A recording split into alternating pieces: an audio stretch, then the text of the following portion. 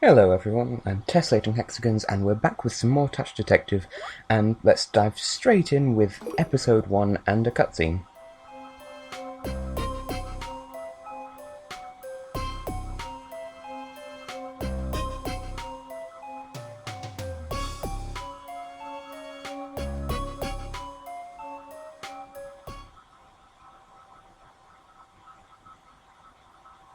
And so we are introduced to episode 1, Robbery, the reality of a fanciful dream. Yep, every single chapter has a title like that. I don't get it either. So we join Mackenzie more or less where we left off last time, following divine providence by picking up the phone and waiting for a case to present itself, because that's totally how the world works.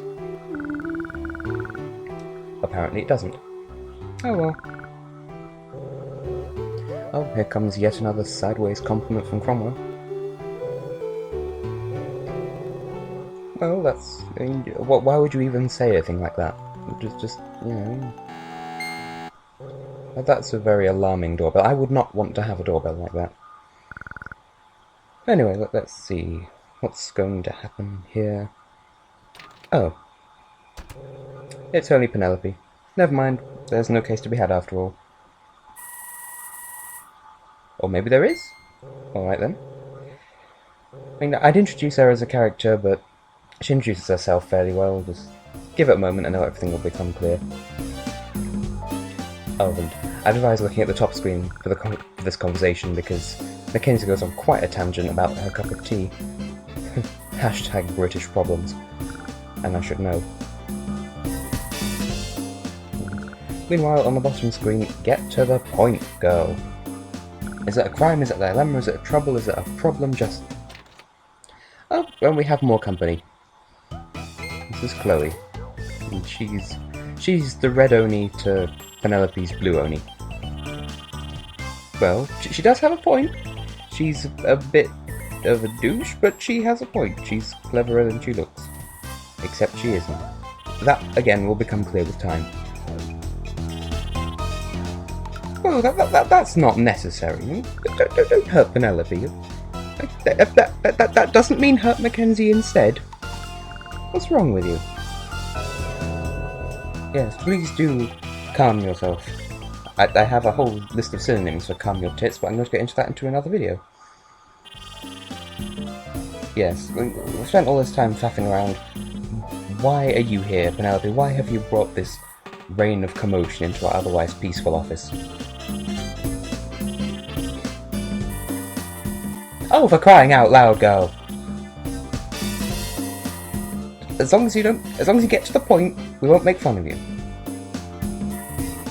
Oh no, here she goes. I'm not singing that. I'm not a singing LPO. I promise you. But this just summarises Penelope's character as a whole. Doesn't explain how she gets her hair to float like that, but... In summary, she's weird, and once we see her apartment, it'll become even more obvious. Yeah, I'd imagine it would take them this long to get to the point of why Penelope's even come to the office. So yes, what is wrong? Oh. So after all that, it's not even a case. It's just she's complaining about her dreams. And kind of come to the wrong place. This is a detective's office, not a psychiatrist.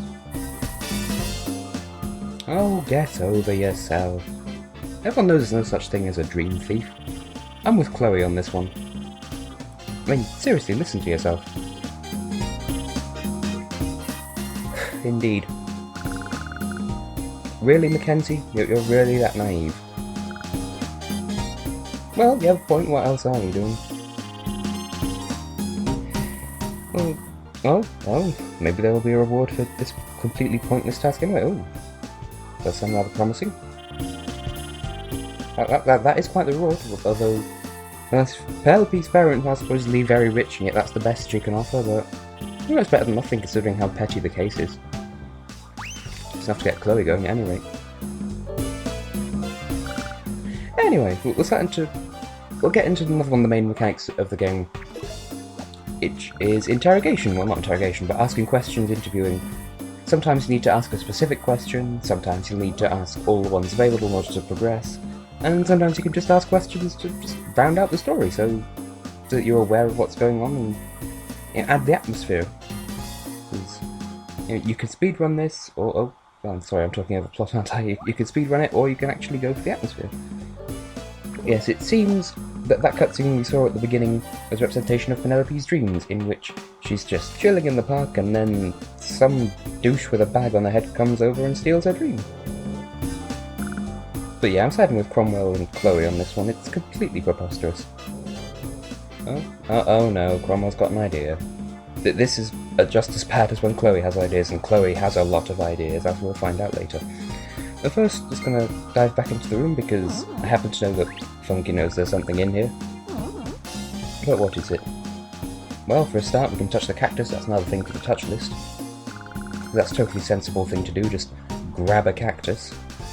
And Funghi, he's another thing for the touch list. Not quite as obvious as you would have thought, but you have to talk to him later on in the story, and we might as well get it out of the way now. Indeed. And there's something we need from inside this book. It's not immediately obvious, you don't have to get it now, but you do need it fairly soon, so might as well get it since you're here. It's a pressed flower. What we need that for? Well, you'll find out.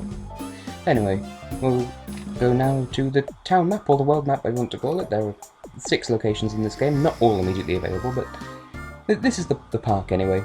This is one of the areas that actually gets removed between this and the following game. But right after that we found a net. And there's a hole in it, so it's kind of a little bit useless at the moment. But we can repair it. Like, this one actually stumped me for ages when I first played through this game. I just couldn't work out how to repair the net. Now, why must you repair the net, you ask? Well, that butterfly looks suspicious, and yes, we are going to need to catch it, and no, you can't catch it if there's a hole in the net. But yes, we've got the butterfly, and it's really quite pretty. It reminds me of Eurovision 2013. If I still had Photoshop on this computer, then I would totally Photoshop it. And anyway, going off on a tangent, we found Chloe. We also noticed that there's an interesting kind of dust on the butterfly, but that's important for later. Yeah, Chloe, what are you doing? I thought you were going to investigate the dream thief, even though you don't actually believe it. What? What plan? What's wrong with you? Oh, that's Chloe, all right. Notice how I'm just completely not reacting to the fact that there's a guy right there who looks like a zombie. In fact, all the adults who aren't really conducive to the plot in this game look like zombies. And I have a theory about that which I'll get into later, but for now, we're here at Penelopes Place. And apparently the door's open, they're just that good friends, but look at those bananas! Like, that just speaks volumes about Penelope's character, as if her intro didn't. She's got a cactus and stuffed bananas, and it's a banana stand. Keeps bananas fresh, apparently. It just looks like a coat hanger. But anyway, we're going to need to grab her pillow, and that's not a euphemism in the slightest, but we need it for the same reason we need the pressed flower. Now, what does a pillow have in common with a pressed flower? Absolutely nothing. But let's get into questioning Penelope. All answers will be revealed by the end. Let's tell us a bit about the Dream Thief, because this is kind of important. It took place a week ago, and was a coincidence, perhaps? What else happened at the time? Daisy moved in. So Daisy moved in at the same time that Penelope's dreams started getting quote-unquote stolen. If there is an actual Dream Thief to be had, it sounds rather suspicious, wouldn't you say? And it seems to just keep happening, and she's losing her dreams, and it's probably just a phase you're going through. I'm not just saying that because you're a girl, because that would be sexist and horrible. Now, kind of a running joke here. Anna, Julie, and the other tenant, whose name I don't remember from the ground floor, you never actually get to see them. One of them's always too busy to talk to you, one of them you can never see her eyes, and one of them I don't think is ever actually home.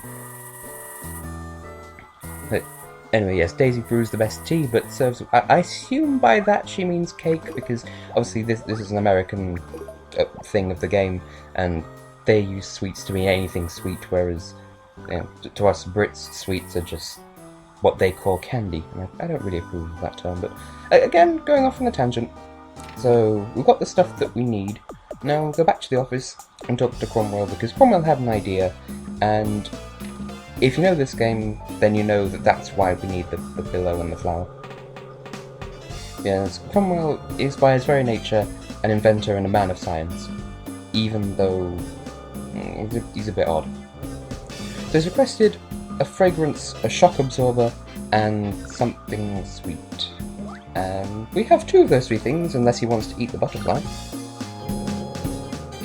That's a thing. Key lime pie. Why is it called key lime pie? Like, is it made of lime and keys, or I don't. I don't. Answers on a postcard, please. But anyway, we'll give him the pillow, which is a shock absorber, and honestly, he was looking for a pillow to begin with. And flower, I don't know. Are pressed flowers that fragrant? But yeah, one thing to note is that you can try giving him Mackenzie's pillow, but Mackenzie simply won't let you, because that's her pillow. And going back to the park, because when I was recording this, I forgot how to get to the shopping plaza, which is the next place we need to go to. And, well, who's talking here? We found an abandoned hot dog stand. Oh, that's helpful. Come on, Shorty, where are you? His name is Shorty. And surprise, surprise, it's because he's so short. And yet he accuses us of being short. He has some really good lines in the second game. Spoilers. Anyway, it was at this point that I had to make a bit of a jump cut to actually look up how to get to the shopping plaza, because I completely forgot. Even though I did a practice run of the game not a week earlier. Anyway, this is Beatrice. She's a bird. No one seems to mind. If she wants to be a bird, that's...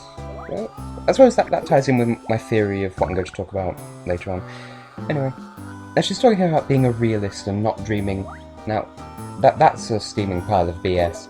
Everyone dreams, it's just you can't always remember it. Like, there's an actual psychological proof that everyone dreams, but that's kind of irrelevant. So, more information about Daisy, and this is how you open the shopping plaza, finding out that she works at a clothing boutique there. Yes. It's actually from this game that I picked up the term Generation Y, and I stopped using it for ages, and I did a practice file this game, and I found myself using it several times in the past week. But, here Mackenzie learns an important term that she should probably already know as a detective client privilege. She can't even remember that. Trust me, that's going to come up again. I think it comes up twice. I think twice in the game. Anyway, we can now go to the shopping plaza, and there's another zombie person, and also a land shark, but he's not important at the moment. And this is Antoinette, the baker woman, pastry chef. Anyway, we're getting sidetracked again. We're just here to buy some key lime pie, if at all possible. As if by magic, nope, they don't have any, but we'll buy some sweet dream cake instead. That sounds like something I would totally eat in real life. I mean, once we get it, just have a look at that. That is gorgeous.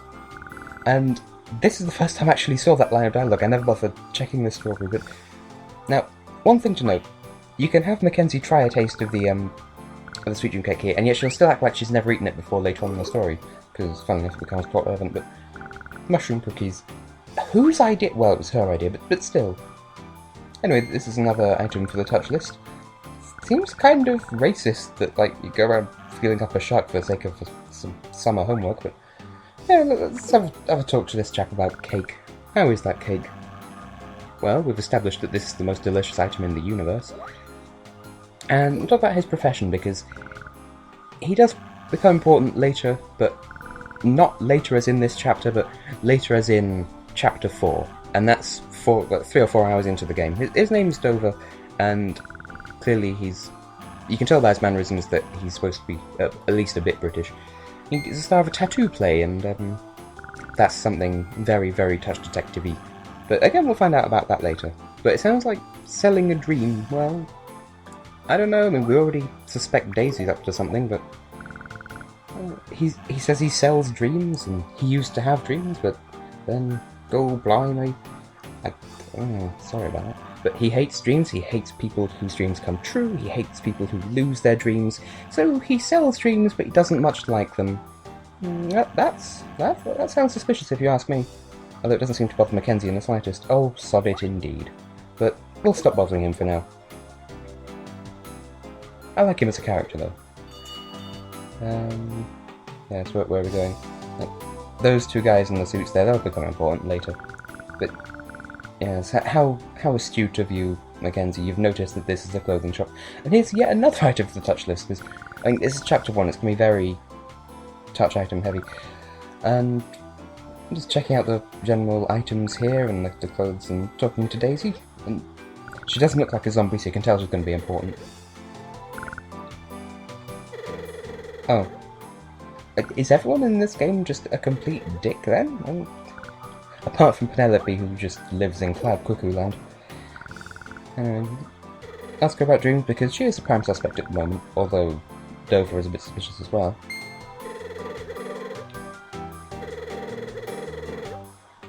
Sorry, I'm not saying anything, I'm just trying to think of something to say, because this game pretty much speaks for itself. Yeah, see? Mackenzie can't even remember the term detective-client privilege. Privilege? Oh, I can't remember it either. I'm being ironic. She can't remember the term detective-client privilege. There's no one else here, and yet we're bothering other customers. That's how annoying we are. Oh, I'm just feeling told quite brusquely to GTFO. Well, in that case, I think we shall deliver this cake to Cromwell because he needs it to do science. But first, let's poke a sofa. Something you should do every day for a week. It is therapeutic. We'll celebrate International Poker Sofa Day. Oh, and Cromwell's bed kind of looks like an Iron Maiden. He's a very strange character indeed. And at this point I accidentally spoke to him and I meant to give him the cake. Oh dear. It's not key lime pie, but it'll have to do. Made with 100% no keys. American baking terms confuse me. Look at that flapping moustache. So that's 3 for 3. The general consensus is it's the most beautiful cake in the world. Now why would that be plot relevant? It's not really, it's just cake. So he wanted us to fetch cake just so he could eat it. Anyway, he's doing science. Science is happening. What was that last noise? That was a bit strange. Anyway, so somehow he's combined a pillow and a flower into some sort of weird gadgetry. Like, where did that come from? But anyway, this is the Sweet Dream pillow. I'm sure we can elaborate on it, but I know what it does, I know what to do with it. It's basically a dream broadcaster. Yes, Funghi, oomph to you too. But yes, if someone falls asleep on that pillow, it'll broadcast the dreams to anyone nearby and you can dream the same dream, or that's how it's supposed to work anyway. Yes, hello to you. Oh, noise coming from upstairs, and apparently that means that Daisy's home. Well, she lives directly above Penelope. Well, that makes sense. Where did that come from? Like, Penelope is the master of hammer space. Morse code? I have my doubts. Now, at this point again, I accidentally questioned her a bit further. Didn't really mean to, because nothing important to learn. I mean, this is an example of atmospheric questioning. You can find out more about the ground floor tenants residence. Yeah, that's how you progress the plot, but we're not quite done yet, so that's kind of me being a bit stupid. And at that point I tried to leave, then I remembered we need to go and talk to Daisy again. And quite conveniently she's got her name written on the door, in case we couldn't remember that she lives directly above Penelope. And that is a strange clock. It looks kind of like Professor Egad. I want a clock like that. I do quite like clocks. With an L. God. Anyway. The Daisy's acting incredibly suspiciously. So, she's basically overtaken Dover again as her #1 suspect. Clearly, she dreams about morphing into a paper bag and robbing people of their dreams. That's a thing that people do. Talking all day, I'm like, well, maybe she's an LPer. Oh. You see, we're trying to make progress, and then you just tell us that that's none of our business. We're a detective! Oh, and Penelope's off again. Being loud. Quiet down there.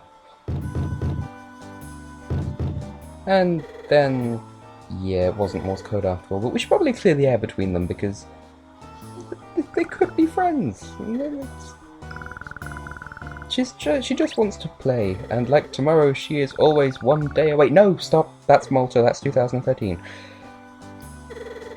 Well, that ended better than it looked like it was going to. Speaking of that, that's a very nice room. I'm getting distracted from the story, but that's a very nice room. I wouldn't mind having a room like that. But I'm just have to settle for this king-size bed and barely any floor space. Oh, the curtains are closed. That's how you can tell it's night time. So, sleepover time. Yeah, we didn't invite Chloe because we've had this spontaneous idea for a sleepover, and I'm sure Cromwell would have suggested it if we'd asked him about the Sweet Dream pillow, but yeah, I knew where to go, so there wasn't any point. So let's just plop this down and just quickly explain to Penelope that somehow a pressed flower turned into a little radio mob to stick on the end of the pillow. That's romantic. That's not the word you're looking for. Apparently, Chloe is as skeptical as ever.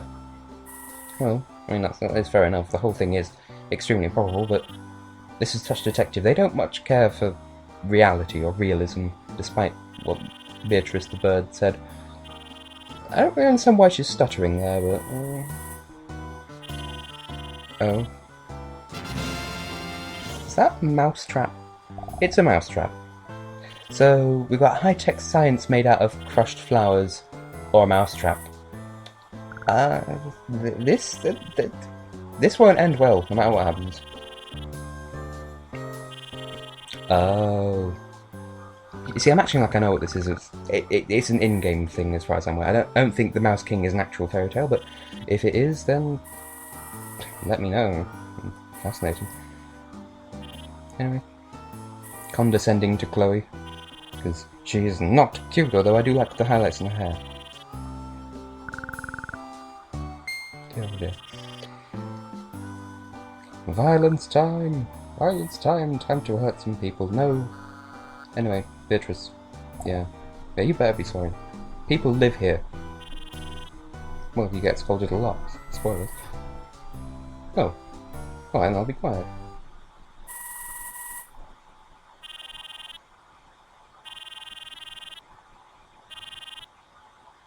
And now, another thing that is kind of a gimmick of this game is not cinematic, but art just to depict crucial moments in the story. And I do like these. I think in the second game they give you an album so you can review all of them, and oh, what's this? It's the opening cutscene again. We've not looked back to the very start of the chapter now, have we? Surely not. But then that must mean it's a recurring dream.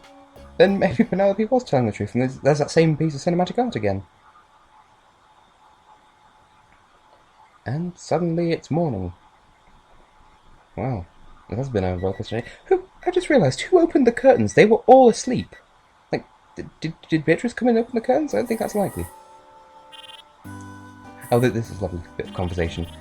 Yeah, that was strange. I was Penelope in the dream, but then... Yeah, it's strange, because Chloe's Penelope in the dream, but then Penelope's like, well, I was me in the dream as well. Yeah, but you're already strange. Oh, never mind the fact that she's already Penelope.